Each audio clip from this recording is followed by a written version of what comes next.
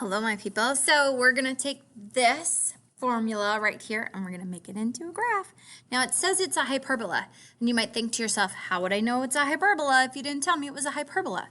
Well, you would know because see this right here, this minus, that's the big tip, and you've got an x squared and a y squared. So we're like, going to be a hyperbola. But you also know that a hyperbola has to equal 1. It doesn't equal 1. Whatever will I do? Well, you just divide everything by 9. And, oh, look, so that ends up being 1. This ends up being 1. Okay, so that means I can now say my center is at -3, +4. Do you see it? If at any point in time you're like, oh, I don't see it, then just push pause and figure it out.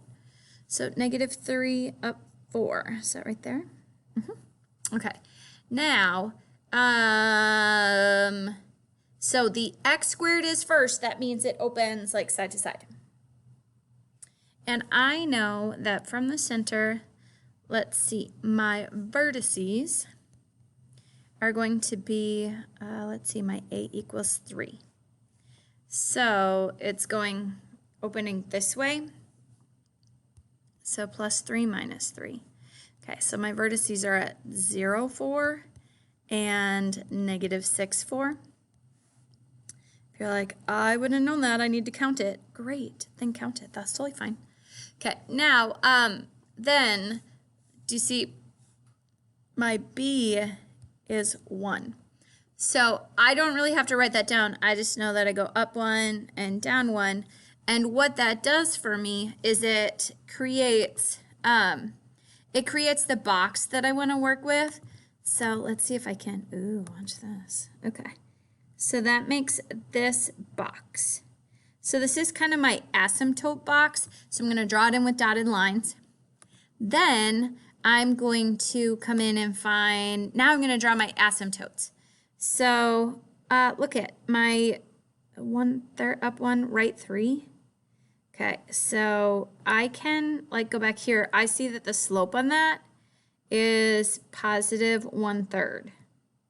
Well, that probably means that this one's going to be -1/3 because it goes down 1, because it's always the opposite. So, in this case, I have nice y-intercepts for both of my asymptote lines, but you don't necessarily always have to. And now I go in and just draw my line. And so I know that that is right here. And I know it's going that way because my x came first, which means it opens like this.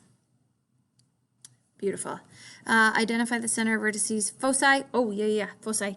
And equations of the asymptotes. Okay, so my asymptotes are, they're like slant asymptotes. And so this one is y equals +1/3 x, and it just happens to go through, the +1/3 x goes through 1, 2, 3, 5. And my other one is y equals -1/3 x plus 3. Okay, so your intercepts won't always be perfect, but in this case they are.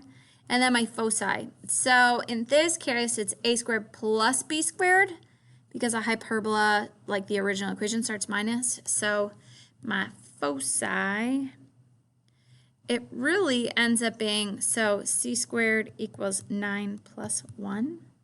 So c equals, I'm skipping a step, square root of 10, plus or minus. Okay, I know that the square root of 10 is probably like 3.1-ish. So the original, that's about there and about there. So that comes in a little wonky, but we'll just say that my foci are at about 0.1. Maybe it's 0.2. I just did it in my head because I know square root of 10 is right above square root of 9. Okay, and 4. So if it's 0.2, it's close enough. And then -6.14. And it makes sense that the foci are pretty close to the actual, because do you see how skinny they are? Okay, so next, you know what? I'm going to do the other one, completing the score, in a different video.